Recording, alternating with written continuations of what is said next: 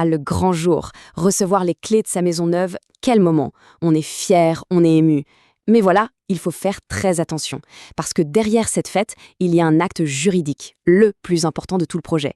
Et c'est un peu un pile ou face. Soit il protège votre investissement pour de bon, soit il peut le transformer en véritable cauchemar financier.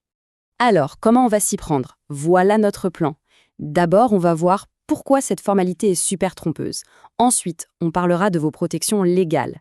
On enchaînera avec les 5 pièges à éviter absolument, puis un petit focus sur les risques spécifiques dans l'un, et on terminera avec la solution, l'expert. Allez, on plonge direct dans le vif du sujet. On a souvent cette image en tête. La réception des travaux, c'est juste une poignée de main, un verre de champagne, et c'est fini.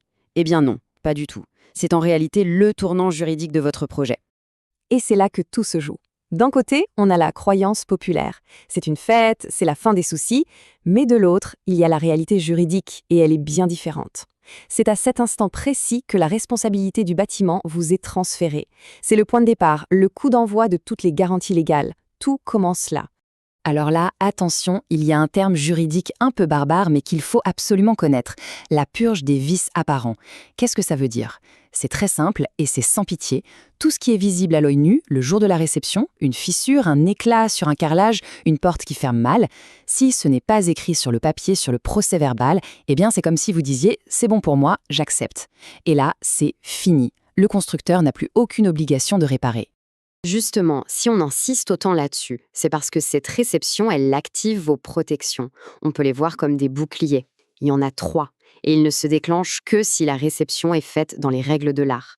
Regardez cette frise, c'est très visuel. La réception, c'est le jour J, c'est le point de départ de tout. C'est ce jour-là qui lance le chrono pour toutes les garanties qui vont suivre. Pas avant, pas après. C'est le point 0. Alors, ces boucliers, concrètement, c'est quoi? D'abord, vous avez la garantie de parfait achèvement. Pendant 1 an, le constructeur doit réparer tout ce qui a été signalé à la réception et tout ce qui apparaît pendant cette première année. Ensuite, la garantie biennale, sur 2 ans. Elle couvre les équipements qu'on peut démonter, comme les radiateurs, les volets, la robinetterie. Et la plus connue, bien sûr, la garantie décennale. Pendant 10 ans, elle vous protège des gros pépins, ce qui touche à la solidité de la maison ou qui la rendent impropre à l'habitation. Bon, on a vu les protections. C'est le bon côté des choses. Maintenant, parlons des pièges. Parce qu'il y a 5 erreurs, des erreurs classiques souvent faites dans la précipitation, qui peuvent tout simplement faire sauter toutes ces belles garanties. La première erreur, la plus courante, céder au fameux chantage aux clés. Le constructeur dit « payez les 5% qui restent et vous avez les clés ». Sauf qu'en payant, vous perdez votre principal moyen de pression. Numéro 2. Écrire des réserves qui ne veulent rien dire, du genre peinture à refaire. C'est trop vague, ça n'a aucune valeur légale. Troisième piège, prendre les clés et emménager sans signer de procès-verbal. Juridiquement, ça s'appelle une réception tacite, et ça veut dire que vous acceptez tout. Quatrièmement, il y a un délai de 8 jours après la réception pour ajouter des réserves par lettre recommandée. Beaucoup l'oublient ou le font mal. Et enfin, la 5e erreur fatale. Si au bout d'1 an, les réparations ne sont toujours pas faites et que vous n'avez pas lancé d'action en justice, la garantie de parfait achèvement s'éteint. Pour toujours. Voilà. Ce qu'il faut retenir, c'est cette phrase. Elle est terrible, mais elle résume parfaitement la situation. Un PV de réception vierge alors qu'il y a des défauts visibles, ça veut dire que le constructeur est dégagé de toute responsabilité pour ces défauts-là. C'est aussi simple et aussi brutal que ça. Et comme si ça ne suffisait pas, si on se trouve dans l'un, la situation est encore plus complexe. Les risques sont plus élevés et il faut être encore plus vigilant. On vous explique pourquoi. En fait, il y a une sorte de cocktail de risques dans la L. D'abord, il y a la pression frontalière avec la Suisse. Ça veut dire qu'on construit vite, très vite, et parfois la qualité ne suit pas. Ensuite, le climat, il est rude. Entre les gros coups de gel-dégel dans le Jura et l'humidité en Bresse, l'enveloppe de la maison est mise à très rude épreuve. Et pour finir, le sol lui-même, qui peut être un véritable ennemi.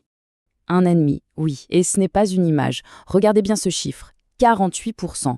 48%, c'est quasiment la moitié du département de l'Ain qui est sur des sols argileux à risque. Concrètement, ça veut dire un risque très élevé de fissures sur les maisons, de dégâts sur les fondations. On ne parle pas d'un petit problème isolé là. Alors, face à ce casse-tête juridique et à ces risques bien réels sur le terrain, comment on fait? Comment on se protège vraiment? La solution, c'est de ne pas rester seul. C'est de se faire accompagner par un expert indépendant. Et là, il faut bien voir les choses. L'intervention d'un expert, ce n'est pas une dépense de plus. C'est un investissement dans la sécurité de votre projet. C'est ce qui permet de rééquilibrer le rapport de force avec le constructeur. Au lieu d'une confrontation stressante, ça devient une procédure technique, contrôlée et beaucoup plus sereine. Et concrètement, comment ça marche? Le bouclier AEB 360, c'est quoi? Face au chantage aux clés, l'expert va simplement rappeler la loi et imposer ce qu'on appelle la consignation des 5% restants. C'est votre droit? Contre les réserves floues, il va rédiger un procès-verbal en béton armé, avec les bons termes techniques, les références aux normes, un document qui, lui, est inattaquable juridiquement. Pour les défauts qu'on ne voit pas, il a des outils pour les débusquer. Et enfin, face aux risques spécifiques de l'ALI, il sait précisément ce qu'il faut vérifier. Les fondations, l'étanchéité, les normes sismiques. Parce qu'un expert ne vient pas seulement avec ses yeux. Il vient avec tout un arsenal technologique, une caméra thermique pour voir les fuites de chaleur, des humidimètres pour détecter l'eau cachée dans les murs, des lasers 3D pour vérifier que tout est parfaitement droit. C'est de la haute technologie au service de votre maison. Et c'est ça toute la différence. C'est de rendre visible l'invisible, de mettre en lumière les problèmes que personne ne pourrait voir à l'œil nu, et qui, sans ça, resteraient cachés pendant des années. Au final, la question qu'on doit se poser est assez simple. Une maison, c'est souvent le plus gros investissement de toute une vie. Alors, est-ce que ça vaut vraiment le coup de prendre un risque sur cette étape cruciale, la seule qui active toutes vos protections? Une étape qu'on ne traverse qu'une seule fois. Y aller seul, c'est un pari très risqué.